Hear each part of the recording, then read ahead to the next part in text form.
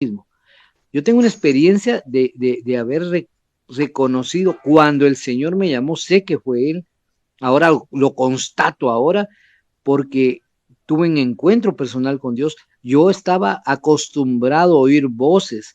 No sé si era un problema de una enfermedad mental, pero era basado cada vez que mi mamá se ponía a hacer brujería en la casa. Oíamos que hablaban con ella. Vimos muchos acontecimientos que cuando le faltaba al enemigo mi madre, la golpeaba, la golpeaba y nosotros teníamos una casa prefabricada que era como tipo canadiense y había callejón y ella se metía en medio del callejón, que eran dos casas, la de mi hermano y la de nosotros, se metía en medio y hacía sus rituales, pero rituales fuertes, ya que tenían que ver con santería, que tenían que ver con magias de colores, negra, blanca, porque no existe magia buena, todas son del diablo. Y muchas veces mi mamá salió golpeada de ahí. Se oían cómo pateaban las paredes por la madera, se oía horrible y salía bien golpeada mi mamá, a veces sangrando. Ya llegó al extremo de que mi mamá le dio osteoporosis y en osteoporosis se cayó de la terraza porque la llevó una voz hasta arriba y la hizo tirarse de la terraza. O sea, puede uno pensar que es una enfermedad mental, ¿ya? Entonces, todos esos movimientos yo los viví desde adolescente y casi niño. O sea que para mí no era extraño. Cuando el Señor vino a mi corazón, ¿sí? Sí, cuando el Señor vino a mi corazón, tuve una experiencia. Yo odiaba a los evangélicos. Por consiguiente, mi mamá le trabajaba a muchos obispos y sacerdotes trabajos para que sus novios estuvieran contentos con ella, con ellos. Y le pagaban fuerte cantidad a mi mamá porque creían mucho en la brujería. Entonces, eso me decepcionó porque yo soñaba ser sacerdote. Y no con esto quiero herir susceptibilidades, simplemente yo cuento lo que viví. Ya no quiero atacar a nadie, pero les digo que mi vida espiritual fue siempre esa. Entonces, yo renuncié a lo que era el cristianismo prácticamente y empecé a instruirme para poder ser ateo y tener las herramientas para enseñarle a la gente que Dios no existía, pero había algo que de verdad era una controversia en mí o una polémica en el sentido de que no quería que creyeran en Dios, pero sí creía en lo que mi mamá hacía y era conducido por el diablo. O sea que prácticamente yo no quería lo que me estaba volviendo, yo era un anticristiano. Y eso es lo que no muchos reconocen, que muchos creen que son ateos, pero en lo que se vuelven son en un anticristiano, porque no creen en Cristo, no creen en la gente que busca de Dios y que realmente necesita de Dios y que Él hace un cambio. ¿A qué vamos con esto? De que todos sus movimientos espirituales se daban normalmente en la casa. Todos practicábamos las magias, todos. Dentro de mis hermanos habían dos que eran satanistas, uno ya era obispo satánico, y me invitaban porque realmente era muy intrigante. Yo presencié un sacrificio humano, lo vi con mis ojos, vi que practicaban sacrificio, necrofilia y el aquelar normal ya y canibalismo en la misma persona y la persona complacida. Entonces mis movimientos espirituales eran muy negros a corta edad. Cuando me convierto al Señor, cuando yo reconozco que Jesús es mi Salvador, es cuando estábamos en una esquina que nosotros le llamamos el peladero porque pelábamos a medio mundo, a las mujeres del barrio y todo, y me recuerdo muy bien que había una vigilia en una iglesia. Yo dije, pobres, porque yo siempre pasaba tirando rocas, piedras grandes para bollar la lámina. La puerta de la iglesia estaba totalmente golpeada. Quien me hablaba del evangelio lo lastimaba. Mandé como a 3 o 4 personas al hospital. Y mi proceder era malísimo con los evangélicos. Yo prácticamente odiaba a los cristianos, los odiaba. Yo no podía oír de que alguien se subía a predicar porque lo callaba o lo maltrataba. Y ese día no sé qué me dio, se me metió algo en el corazón y dije yo, pobres ellos de verdad, saber en qué creen, en una mentira. Pero se me enterneció el corazón, que sentí una cosa que hasta con ganas de llorar. Mis emociones se desbordaron y empecé a caminar para mi casa. Cuando de repente una voz me dijo, Luis, yo te digo que te amo. Y me volteé a ver y no había nadie, eran prácticamente casi las 12 de la noche. Se erizó mi cuerpo y me dio temor, pero no el temor que yo tenía por costumbre oír cuando pateaban a mi mamá, cuando somataban las paredes, cuando nos movían las camas. No, ese era un miedo normal que estaba habituado, pero este temor era muy fuerte cuando oí esa voz. Y quise correr y no pude, no pude. Seguí caminando, yo sabía que no había nadie atrás, pero es que me habló al oído y con voz recia. Y me volvió a decir, Luis, a ti te estoy diciendo que te amo.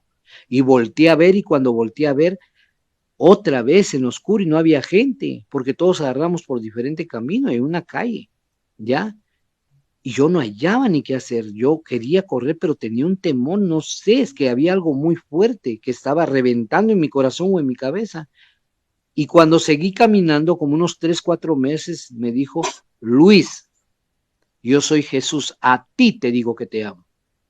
Me entró un temor como nunca en la vida lo había tenido, nunca. Y empecé a llorar, no sé qué sentía, no sabía ni cómo expresarlo, pero lloraba, pero tenía temor y quería correr y no podía. Y osadamente dije yo, si tú me permites llegar a esa iglesia, yo te voy a recibir en mi corazón y voy a creer que tú existes. Sabía algo dentro de mí que Dios me estaba hablando. Me di la vuelta y empecé a caminar. Cuando llegué al umbral de la iglesia, no podía dar un paso más. El que estaba predicando ahí era mi amigo que consumía mucho marihuana, mucho, mucho, mucho. De repente lo miro y cuando miro se había vuelto un loco cristiano. Y me dice, le digo yo, ¿qué tenés? Le digo, ¿por qué estás así? Me dijo, recibí al Señor Jesús en mi corazón y quiero que vos también lo sintas. Y empecé a reírme, me mofé de él y le dije yo, por el amor que te tengo, yo no te lastimo, pero no seas tonto, te estás volviendo loco, ahí no existe nada. Y casualmente ese día él predicaba. Él todos los días pasaba por mi casa, tocaba la puerta, me llamaba, yo me le escondía, le tenía miedo, me le escondía. No tenía la osadía de poderle, porque yo como a 4 de la iglesia de ahí, los mandé al hospital, los golpeé, ¿ya? Hasta que el pastor llegó un día y me dijo, mire, me dijo, si usted toca a uno de mis miembros otra vez, se las va a ver con Dios, me dijo. Y saqué la pistola yo porque usaba arma. Y le dije, mire, le dije, solo porque es el pastor no le zampo un balazo, le dije. Así que le doy la oportunidad que se vaya antes que... Es la última vez que yo vengo a decirle aquí que no toque a mis miembros, me dijo. Porque si no, yo lo entrego en manos de Dios, me dijo. Y se fue. Y me quedó una cosa así rara. Ese día que llegué a la iglesia a acabar el portal, el que estaba predicando se llamaba Jorge Rosales, se bajó del púlpito y no me preguntó nada. Yo no podía caminar, no podía articular. Me agarró, me abrazó, me hincó y me dijo, solo cree que Jesús perdonó tus pecados. Y en lo que estaba haciendo yo, eso que él me estaba diciendo que creyera, me mandó a un lugar, pudo ser mi imaginación, pero fui a un lugar donde había un montón de gente, pero yo tenía curiosidad de ver qué era lo que estaba pasando en toda esa gente. Había un camino empedrado y había mucha tierra y mucha gente de kite y descalza, pero donde yo logré agacharme y meterme entre la gente, al que vi fue a una persona desnuda. No tenía, no se le miraba el rostro, no se le miraban las orejas, no se le miraban los ojos, solo se le miraba burrunches, o sea, chinchones, no sé cómo le llaman allá, por toda la cara le sangraba todo, el cuerpo se miraba desollado, desollado totalmente. Y vi cabal cuando él se paró cargando una madera y vi exactamente que cuando caminaba dejaba su huella con sangre en sus pies. No tenía forma, no, era increíble, era desfigurado, desfigurado de su cara. Y me enterneció, no sé, sentí un sentimiento y empecé a seguirlo. Cuando lo tiraron y lo empezaron a clavar porque lo acostaron prácticamente, no había solo uno no había de los que estaba ahí. Este personaje no tenía, los otros sí se les miraba el rostro, se les reconocía, pero a él no se le reconocía el rostro, ni dónde tenía los ojos, ni dónde tenía la nariz. La cara la tenía totalmente desfigurada y bodoques por todos lados. Y vi a otras cuatro o cinco cruces eran las que estaban ahí. Y cuando levantaron a este personaje, yo le pude ver y cayó sangre en mi cabeza. Yo vi porque cuando lo pararon quedé cabal exactamente abajo de donde lo crucificaron. Y me cayó sangre en la cabeza y sentí lo que nunca en mi vida voy a sentir, y perdonen que haga la comparación, pero es para que se hagan una idea. Ni con un orgasmo puedo comparar lo que sentí en ese momento.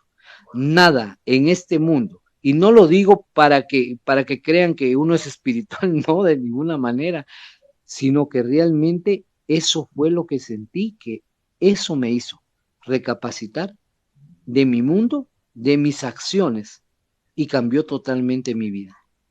Gracias a la misericordia de Dios, toda mi familia ahora profesa la fe cristiana. Pero fue batalla y siempre supe de que la palabra de Dios es más por la Biblia que por lo que podamos oír.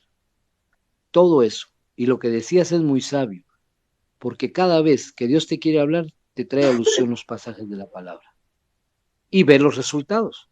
Porque también el diablo nos puede usar las escrituras para podernos destruir, para podernos engañar. La palabra es la mejor guía profética que existe para cualquiera que ejerce el don de profeta o el ministerio profético. La palabra. De ahí no se sale el Espíritu Santo. Y nunca las manifestaciones de que nosotros vamos a sentir el Espíritu Santo, no, esa es una mentira. Nosotros somos templo y morada del Espíritu Santo. El Espíritu Santo está aquí adentro, no está afuera. No anda volando como fantasma, sino está en nuestro corazón. Y de aquí nos redarguye y nos da de su presencia. Y eso es lo que realmente tenemos que buscar. A través de la oración, la verdadera interpretación de lo que es la voz de Dios y lo que es la voz del enemigo.